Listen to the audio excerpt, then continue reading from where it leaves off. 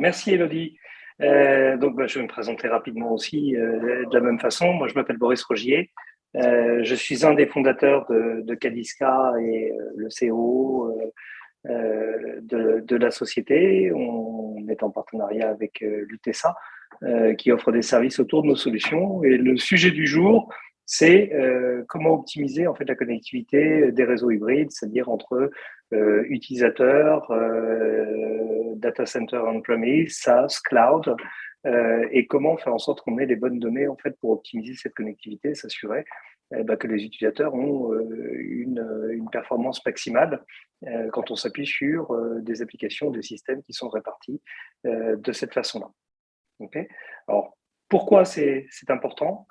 Aujourd'hui, on voit chez nos clients et sur le marché un énorme mouvement en fait vers le SD-WAN qui est poussé par la distribution en fait des applications entre différentes plaques on-premise, SaaS, cloud, au sens IaaS ou PaaS du terme, qui pousse les gens vers à changer en fait leur connectivité. Et aujourd'hui, le mouvement qu'on voit, c'est une explosion en fait de l'utilisation du SD-WAN et une décroissance rapide du MPLS, qui vient des migrations de l'un vers l'autre.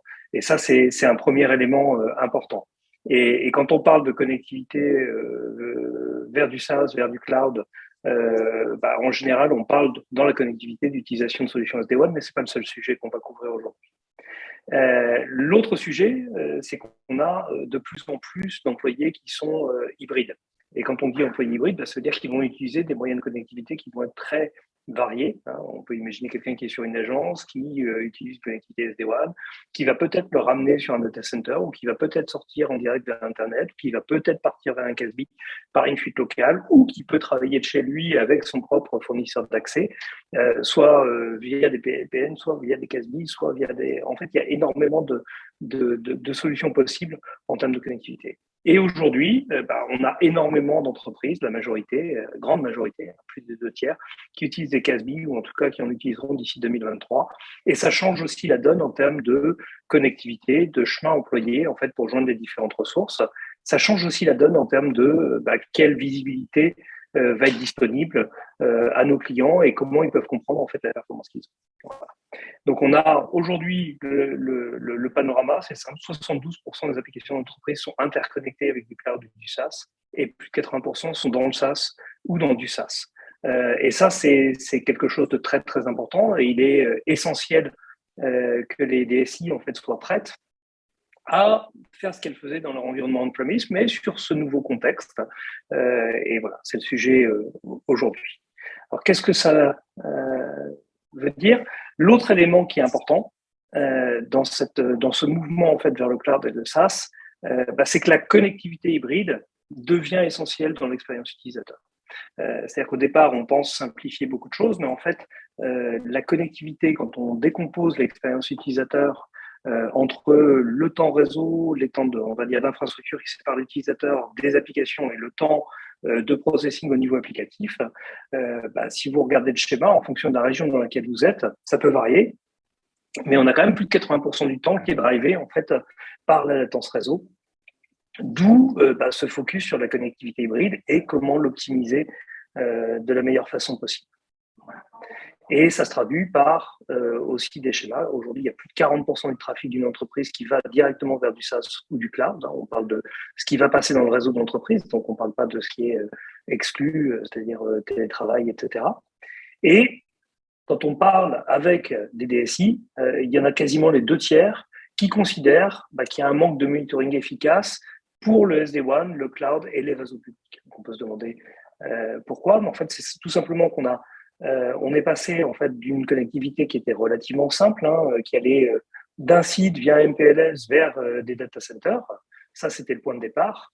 Et on a rajouté beaucoup d'éléments en fait dans cette matrice de connectivité qui était très simple au départ, qui commence par les liaisons entre des data centers et du SaaS, le fait qu'on puisse passer par du SD-WAN qui s'appuie sur des réseaux publics, le fait qu'on ait besoin de raccorder des clouds entre eux ou du data center avec des clouds parce qu'on distribue les applications et que certaines choses sont migrables vers du cloud, d'autres pas, qu'on va connecter aussi du SaaS avec du cloud Et ensuite que d'un point de vue utilisateur, on a une distribution qui est importante et des moyens de connectivité aussi qui sont importants. On peut avoir des utilisateurs qui sont sur site, mais qui passent par du MPLS, qui passent par du SD-WAN, qui prennent une fuite Internet locale pour joindre du SaaS, qui utilisent des VPN quand ils sont en télétravail pour se connecter soit sur la partie on-premise, soit sur la partie cloud, qui peuvent être dans une succursale, qui peuvent éventuellement être en télétravail et utiliser des CASB ou non. Donc ça fait une matrice qui est infiniment complexe comparée à tout ce qu'on a connu dans l'environnement précédent. Et c'est ça le challenge en fait de la connectivité hybride.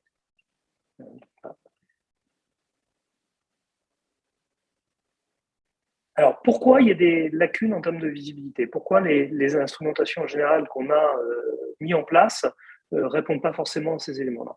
Il y a plusieurs raisons à ça.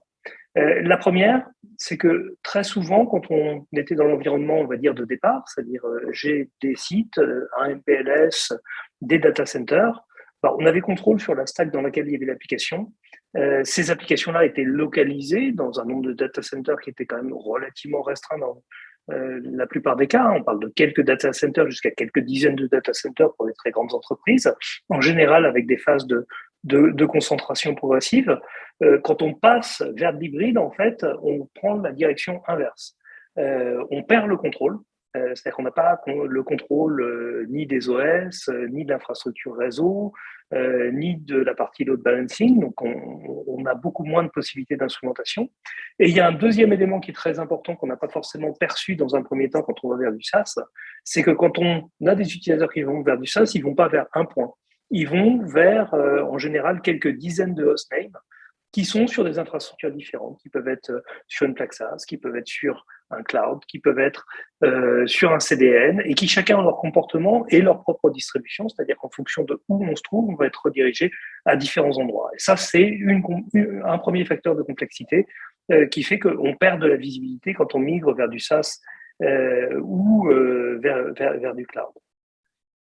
Deuxième élément, c'est quand on descend dans la stack inférieure, c'est-à-dire ce qui sépare les utilisateurs de l'endroit où sont hébergées les applications, c'est au niveau réseau. On a des réseaux où le chiffrement est partout.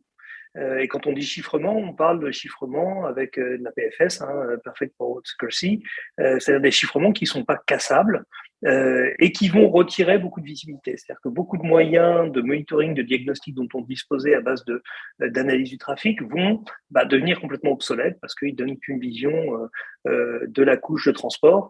Ils ne donnent aucune information sur les performances ressenties par les utilisateurs, ni sur les performances réseau. Et du coup, on va perdre beaucoup d'informations de cette façon-là. Deuxième point sur la partie réseau, on a des réseaux zero trust, c'est-à-dire qu'on a des gateways finalement sécurisés qui se trouvent sur le cloud, qui ont le même comportement que des plaques cloud ou SaaS, qui ont des comportements dynamiques, qui sont très distribués, qui vous renvoient vers des nœuds différents en fonction de la localisation des utilisateurs. Donc ça ajoute un élément dynamique dans la matrice de flux qui fait que c'est encore plus compliqué de comprendre quel est le chemin que va prendre un utilisateur pour joindre une application ou un nœud d'une application.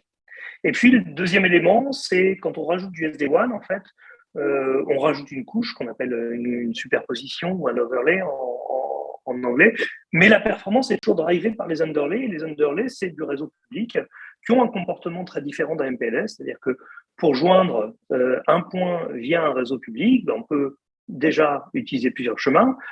Ces chemins-là, ils vont varier dans le temps, et puis au fur et à mesure du temps, on va être redirigé aussi de façon différente vers des points différents. Donc tout ça, ça fait que c'est pas forcément la performance nominale d'un lien qui fait que la performance va changer, mais c'est que c'est l'endroit vers lequel on est redirigé, le chemin qu'on emprunte, et éventuellement la performance de chaque lien nominal qui est dans le réseau, mais un réseau qui n'appartient pas forcément à quelqu'un avec qui on a contractualisé. Donc il faut envisager une autre manière de gérer aussi cette connectivité-là. Et puis le dernier élément, c'est la distribution des utilisateurs. Je pense que la pandémie a fait bouger pas mal de lignes de ce point de vue-là, mais c'est pas le seul élément. C'est-à-dire que quand on connecte des utilisateurs via des SD-WAN, on a le choix de passer par plusieurs underlays, on a le choix aussi de pas forcément concentrer le trafic sur les data centers, mais de sortir localement et d'éviter que du trafic qui va vers Internet ou vers des plaques SaaS transitent en fait par des overlays ou des VPN. Donc on a tendance à faire ça, et puis il y a beaucoup de gens aujourd'hui qui travaillent en télétravail. Et le télétravail, c'est finalement un lieu de travail normal où la connectivité doit aussi être bonne. Voilà, donc ça crée un environnement où finalement les moyens de monitoring de performance qu'on avait auparavant sont beaucoup moins efficaces et ont beaucoup moins de pertinence qu'auparavant, voire vous donnent quasiment aucune information sur la connectivité, ce qui fonctionne bien, ce qui fonctionne mal, et en quoi la connectivité permet ou non une expérience utilisateur satisfaisante. Alors, quand on migre de l'un vers l'autre, il y a aussi un élément qui est important. C'est-à-dire que beaucoup de sociétés sont soit dans une phase de migration, soit sur le point de se lancer dans une migration d'un type de réseau vers un autre, et de passer d'un MPLS vers un MPLS qui souvent soit a une fuite à Internet locale et les envoie déjà directement vers des CASB ou des SaaS, soit les rapatrie en fait vers des centres de données et ensuite leur permet d'accéder à des ressources locales et à des ressources cloud. Quand on est dans cette phase de préparation, il y a souvent un certain nombre de challenges qui apparaissent, qui sont déjà d'avoir une référence de ce qu'est la performance aujourd'hui pour tous les sites, de comprendre en fonction de la localisation des sites, quelle est la performance nominale qu'on a, en fonction des fournisseurs d'accès qu'on a si on est sur plusieurs régions, au sens plusieurs continents par exemple, et de comprendre ça malgré le chiffrement. Et puis, il y a une deuxième problématique qui est au moment où on migre, une fois qu'on a, en faisant l'hypothèse qu'on a réussi à construire une baseline et à comprendre quelle est la performance de départ, c'est-à-dire quelle est la performance de mon MPLS, quelles sont les latences qui séparent mes centres de données de mes clouds, quelles sont les latences qui séparent mes sites en fuite Internet locale de mes SaaS et de mes clouds.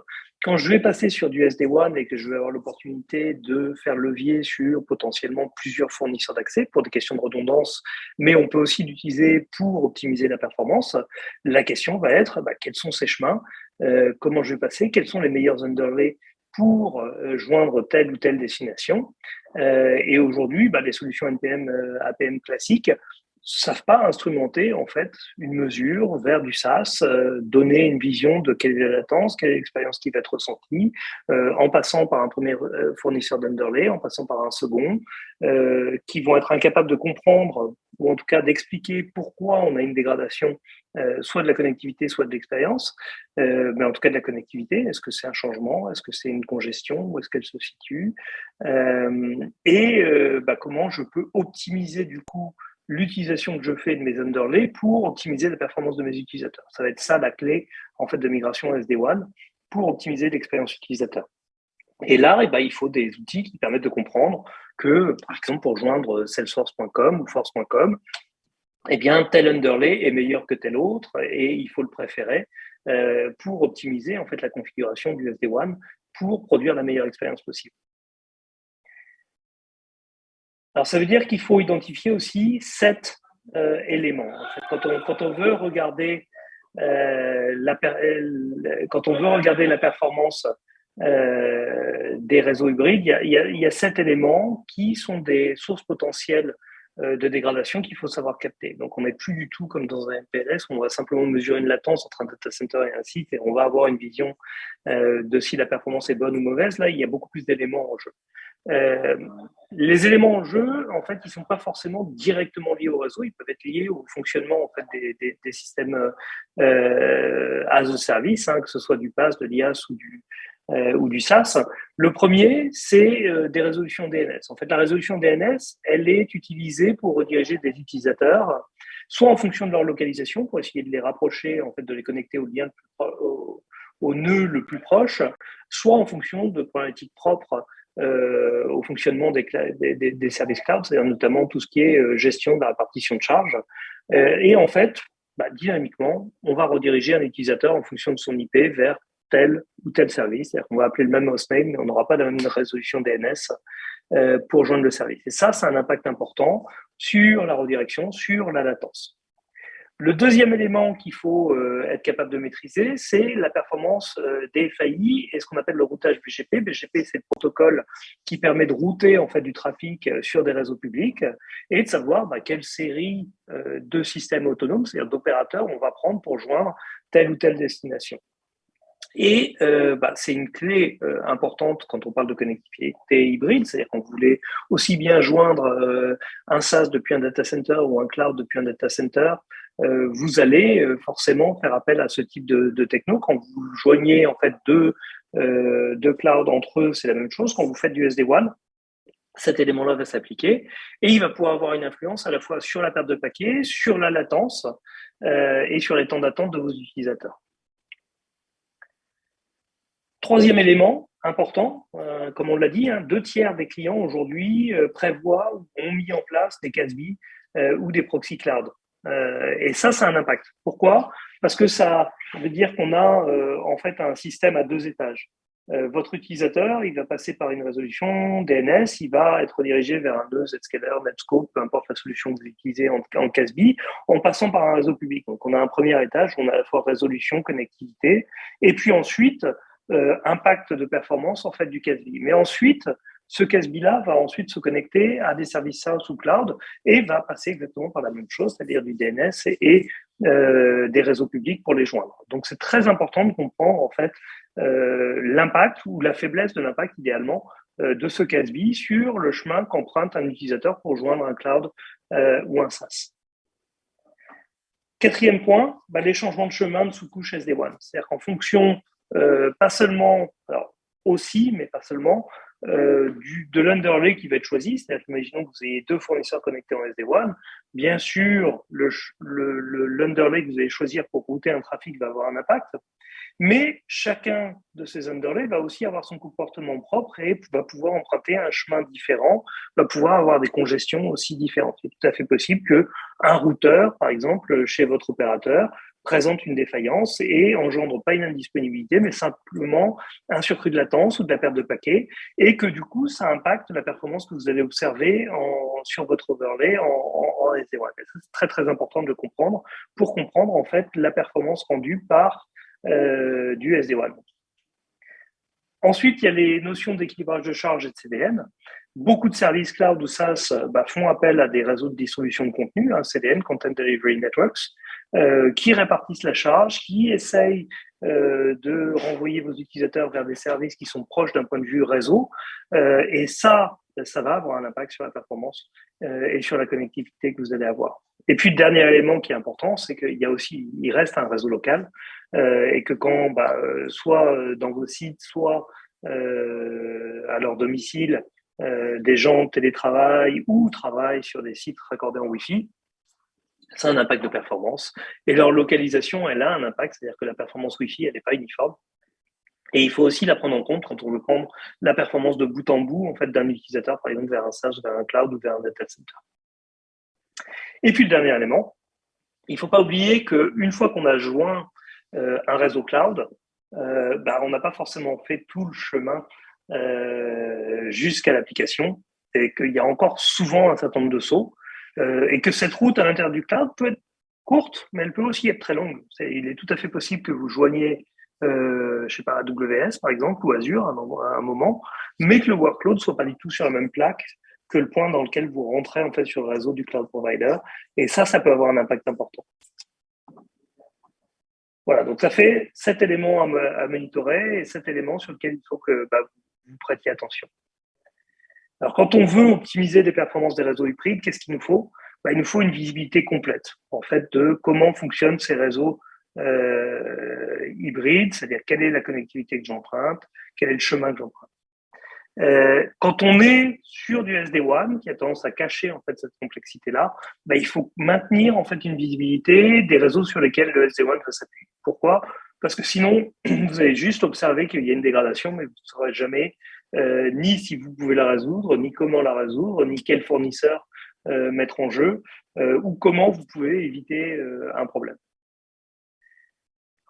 Donc, il faut des mesures de latence et de perte de bout en bout, mais il faut aussi pouvoir les décomposer saut par saut pour comprendre exactement où se situent les problèmes. Il faut avoir une notion de vision de baseline, c'est-à-dire qu'il faut être capable de comprendre quelles sont les performances à l'instant T, mais il faut aussi être capable de les comparer par rapport à un historique pour chaque site ou pour chaque région. C'est-à-dire que vous pouvez tout à fait avoir des situations où une région est plus mal desservie. Je sais pas, je prends un exemple, vous avez des sites en Inde. Euh, En général, pour atteindre Internet depuis l'Inde, on met beaucoup plus de temps que sur un réseau en Europe pour sortir du réseau opérateur. Et ensuite, les problématiques de peering, par exemple, sont différentes si vous êtes en Amérique du Sud comparé à l'Amérique du Nord pour joindre un cloud provider. C'est très important de comprendre ce qui est une norme, c'est-à-dire ce qui est le meilleur niveau atteignable ou ce qui est une dégradation. Donc, il faut avoir un minimum de recul d'historique. Il faut comprendre les routes au niveau BGP et au niveau AS. Et puis, si vous voulez vraiment optimiser le service aux utilisateurs, il ne faut pas s'arrêter à la connectivité, il faut aussi surveiller vraiment l'expérience que les utilisateurs ressentent quand ils se connectent à une application par ces moyens-là. Alors, qu'est-ce que ça veut dire quand on veut instrumenter un environnement hybride? Je vous montrais le même schéma que ce qu'on a vu tout à l'heure, hein, avec un mix de connectivité MPLS, de SD-WAN, de VPN, de CASB ou de Secured Web Gateway vers l'ensemble de data centers, de SaaS, de cloud, et comment on peut instrumenter ça. Alors, en général, nous, on déploie deux types d'éléments. C'est ce qu'on appelle des stations qui vont permettre de monitorer la connectivité d'un point à un autre. Ces stations, on a besoin de les déployer que d'un côté. Donc, on peut, par exemple, si on veut monitorer cloud vers site, on peut la déployer soit côté cloud, soit côté site, comme on le souhaite. Et on appelle ça des stations entreprises. Donc, c'est finalement un conteneur qu'on va déployer. Donc, un conteneur qui peut être placé dans une VM, qui peut être placé sur un système, qui peut être placé dans un équipement réseau via une VNF, qui peut être placé dans du matériel, et qui vont en fait mesurer les chemins et tester les chemins et comprendre en fait quels sont les chemins qui sont empruntés, quelle est la latence de bout en bout qui est donnée et la perte de bout en bout, mais aussi comment elle se décompose. Donc, où est-ce que, si on a une dégradation, où est-ce qu'elle a lieu et au niveau de quels équipements. Et puis ensuite, on fournit des stations managées qui vont être fournies as a service et qui permettent d'avoir des points de test sans aucun déploiement sur quelques centaines d'opérateurs clés qui représentent les FAI qui vont utiliser vos télétravailleurs dans les marchés principaux et qui vont permettre d'effectuer des tests vers des CASB depuis les principaux points. Le déploiement de ça prend en général quelques minutes, il peut être scripté. Les managed stations, c'est juste grosso modo intégrer quel service on veut joindre et depuis où. Les stations entreprises, le déploiement, c'est une ligne de script. Donc ça va extrêmement rapidement. Puis très vite, on voit en fait quelle est la performance. Et ensuite, si on veut aller plus loin et aller au-delà de la connectivité, ce qu'on peut déployer, c'est ce qu'on appelle User Watcher, qui est une extension navigateur, donc qui touche pas à l'OS, qui a aucun impact de performance sur le poste utilisateur et qui permet de tracer vraiment les temps de réponse réels qu'ont les utilisateurs quand ils se connectent à des services internes, à des services cloud, à des services hostés dans le cloud, et de faire finalement une décomposition des temps de réponse entre les différentes couches d'infrastructure, c'est-à-dire de comprendre si c'est le DNS, le réseau, la couche sécurisée, la partie serveur, le transfert de données, le navigateur lui-même, qui engendre des dégradations de l'expérience utilisateur. Okay. Alors tout ça sert à améliorer la productivité des employés des succursales, c'est en général pour ça qu'on le fait. Ça permet aussi d'optimiser les migrations SD-WAN, c'est-à-dire de bénéficier de l'avantage de coût, de bénéficier de l'avantage potentiel de performance en sécurisant en fait la migration et en s'assurant qu'on atteint le niveau de performance le meilleur en migrant vers du SD-WAN. Ça permet aussi de gérer les fournisseurs de connectivité, ça c'est un point très important. Quand on parle pas de disponibilité, mais qu'on parle de performance, en général, les opérateurs eux-mêmes ont quasiment pas de monitoring en place pour comprendre si un routeur ajoute 20 ou 30 millisecondes sur un chemin ou a un taux de perte de paquet élevé vers une destination donnée. C'est pas leur métier, eux, ils gèrent leur infrastructure et s'assurent qu'elle est disponible, mais ils s'intéressent pas à votre circuit, à vous, pour joindre tel SaaS. Et grosso modo, le seul moyen d'obtenir des réponses des opérateurs, par exemple, pour optimiser la performance vers une plaque SaaS ou vers un cloud, c'est de lui démontrer que tel équipement engendre une déperdition de performance. In fine, l'objectif, c'est quoi? C'est aussi de réduire l'impact et la durée des dégradations, puis d'améliorer la performance dans l'environnement où on est en zéro trust, en SASI, en CASB, et de s'assurer que que ça produit les effets attendus. Donc là, vous voyez, je suis connecté sur une console qui correspond à notre équipe. Et je vais vous montrer les deux aspects, c'est les aspects d'expérience et les aspects de connectivité. Vous voyez ici que j'ai une liste d'applications qui sont un mélange d'applications internes et d'applications SaaS.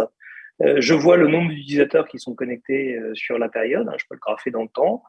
Je vois également le temps moyen passé par les utilisateurs sur la période. Je vois la connectivité, donc je peux tout de suite identifier que certaines plaques sont peu joignables pour les utilisateurs, et puis je peux après voir des indicateurs d'expérience, donc traditionnels si on a affaire à une application web traditionnelle où chaque clic mène à une nouvelle page, on va mesurer le temps de chargement des pages, ou si j'ai des applications plus modernes, on va dire monopage, je vais prendre en compte plutôt le temps de processing de n'importe quel appel API qui sera guidé par une action utilisateur. Et ensuite, celle-ci est décomposée entre la redirection, l'impact du proxy, le temps d'attente sur le navigateur, les couches réseau, la partie serveur, ce qui me permet de comprendre quand j'ai une dégradation, si j'ai affaire à un problème de temps de réponse serveur, de problème réseau ou un problème de transfert de données.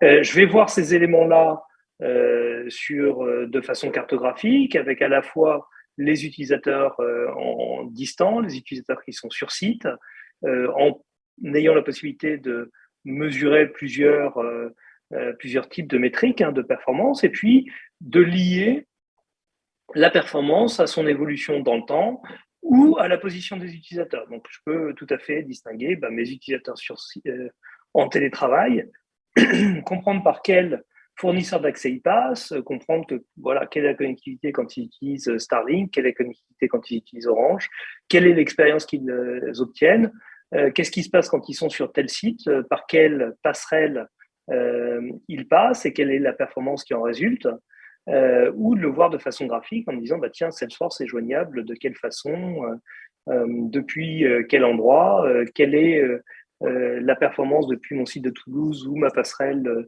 SFR. Est-ce que je joins mal Asana? Oui, je le joins particulièrement mal depuis, par exemple, Toulouse. Pire que quand je suis en remote, ou si je considère ma plateforme Kadiska, je vois qu'il y a beaucoup plus de gens qui viennent d'Internet que de gens qui viennent de Toulouse. Et ça me permet en fait de filtrer de cette façon-là.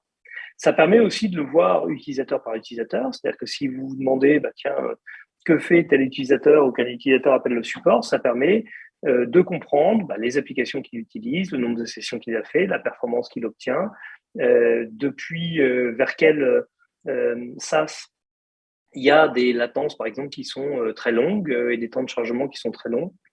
Pourquoi ils sont très longs? De comprendre quel était le contexte d'utilisation de cet utilisateur-là. Vous voyez, il a été en remote chez Orange, chez SFR, chez Starlink.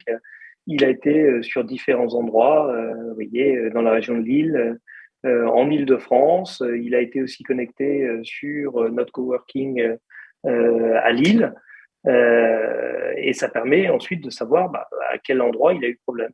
Il a été connecté quand il était à Paris, il a eu un problème, ok. Ça permet de savoir toutes les applications qu'il a utilisées à ce moment-là. Ça permet éventuellement de cibler, de dire alors quand il était ici, qu'est-ce qu'il utilisait exactement à ce moment. Et ça permet de voir, tiens, c'est un problème Google Docs, et éventuellement on peut aller regarder ce qu'il a fait et ce qui a pris du temps, et quelle est cette page qui a pris du temps et pourquoi elle a pris du temps. Et là, on peut rentrer dans le détail de comment ça s'est chargé, qu'est-ce qui s'est passé. Voilà, ça c'est pour la partie expérience. Et ce qui est intéressant, c'est de voir la partie connectivité. Donc, je vais vous donner un exemple très simple. Si vous utilisez, par exemple, Salesforce, vous allez vous poser la question de savoir comment je joins, par exemple, ces 4 autres qui sont très importants pour faire fonctionner Salesforce. Et en fait, vous allez vous rendre compte que géographiquement, donc là, vous avez une carte de la connectivité, vous avez des performances qui vont varier. Par exemple, si vous avez des utilisateurs qui sont côte ouest des États-Unis, il faut savoir qu'ils vont avoir une latence bien pire que s'ils sont côte est, et 34 millisecondes contre 500 millisecondes, ça c'est assez intéressant. Que les autres, en fait, d'un service SaaS comme Salesforce, par exemple, peuvent être très proches. Vous voyez, là, on a vraiment une performance qui est assez stable entre ces 3 autres-là, mais par exemple, ce qui est statique pour Lightning pour Salesforce, Lightning, c'est l'éclair, C'est à 300 millisecondes en moyenne des utilisateurs. Donc, on peut s'intéresser, par exemple, à ce cas-là qui va être la partie du service Salesforce qui va être la plus lointaine et de voir depuis où c'est peu joignable ou depuis où j'ai une latence qui est très longue. Donc là, vous voyez, depuis la Californie, j'ai une latence qui est très longue, donc on voit que le carré est un peu plus foncé. Et ici, j'ai plus de pertes de paquets, c'est un indicateur rouge. Plus il est grand, plus il y a de pertes de paquets. Et ça permet de savoir où se situe le problème. Et par exemple, je peux choisir cette zone-ci des États-Unis, et puis je vais voir, je n'avais pas vu le Brésil, mais le Brésil est catastrophique, par exemple, pour Salesforce.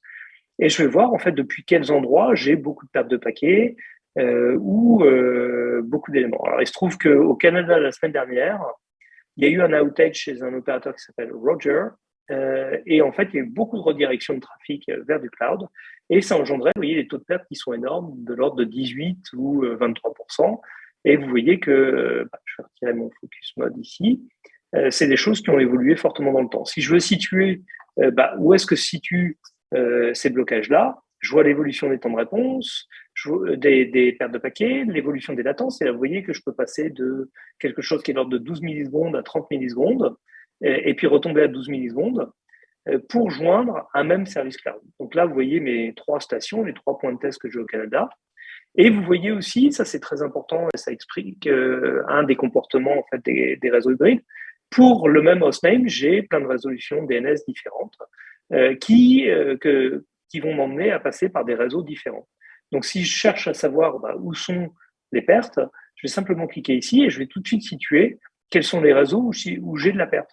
Et là, vous allez voir que chez Zayo, par exemple, au Canada, on a eu beaucoup de pertes à ce moment-là, ce qui était lié à la redirection, et chez Tata aussi.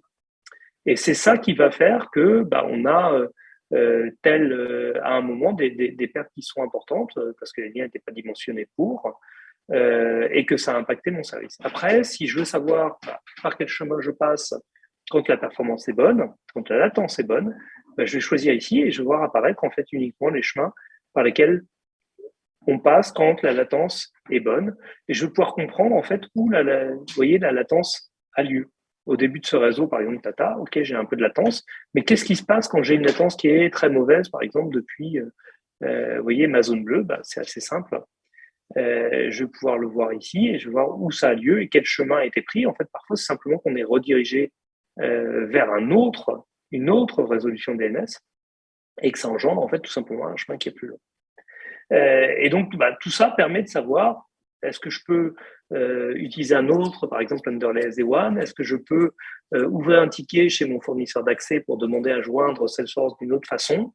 Est-ce que la loss est sur un réseau de tel ou tel. Et puis, pour une dernière illustration que je souhaiterais faire, c'est pour des choses qui sont vraiment situées, par exemple, dans des clouds. Donc, je vais prendre un service au hasard. Je pense que BrightTalk, qui est une plateforme qu'on a, passe par du cloud, je ne suis pas sûr, mais c'est possible. Eh bien, je vais pouvoir voir en fait par quel chemin je passe pour joindre, par exemple, je vais prendre une station cloud volontairement pour aller d'un cloud à un autre.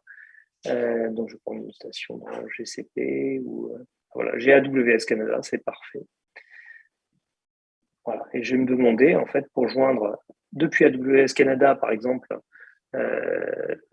cette plaque, quel va être le chemin que je vais emprunter. Donc là, on a une performance qui est assez stable avec un petit peu de perte de paquet. Et puis, vous voyez, on a des moments où la latence peut exploser, c'est-à-dire qu'elle peut passer de 19 millisecondes à quasiment 1 seconde. Alors, ça prend un petit peu de temps et vous allez tout de suite comprendre pourquoi. C'est tout simplement que, en fait, quand on passe par des réseaux cloud, il y a un tel niveau de distribution en fait de charge qu'on a des milliers de routes possibles. Et vous allez du coup vous rendre compte que sortir et rentrer dans un réseau cloud, c'est pas anodin en termes de performance et ça peut avoir des impacts relativement importants. Voilà. Un réseau cloud, ça ressemble à ça. Et c'est pour ça que je vous disais que quand on rentre dans un réseau cloud ou quand on en sort, eh bien, on fait potentiellement un long chemin avant de sortir. Là, vous voyez, j'ai ma station qui est dans AWS. Elle se trouve ici. En fait, tous les points verts que vous avez ici, c'est la zone d'AWS. Mais les points orange que vous avez ici, c'est un autre AS, mais qui appartient aussi à Amazon. Vous voyez le nombre de points en fait, par lesquels je vais passer avant de sortir et d'aller joindre Akamai, chez qui est hosté BrightTalk. Et vous vous rendez compte qu'en fait, traverser un réseau cloud n'est pas anodin et que quand je suis rentré dans un réseau cloud, j'ai pas encore forcément atteint mon application. Voilà. Donc ça, il convient de le comprendre de façon à comprendre, par exemple, si vous avez deux workloads, un dans un cloud et l'autre dans un autre, si vous passez d'une latence qui est à 11 millisecondes à une latence qui est à 900 millisecondes, vous aurez probablement, vous allez l'identifier, si vous n'avez pas d'instrumentation, par vos utilisateurs, ce qui n'est pas forcément une situation qui est souhaitable. Voilà, on a épuisé le temps dont on disposait, donc je vous propose de répondre à vos questions. Ok, écoutez, je vous remercie beaucoup d'avoir passé ces 40 minutes avec nous. J'espère que la session vous aura été utile. Si vous avez des questions a posteriori, n'hésitez pas à nous écrire.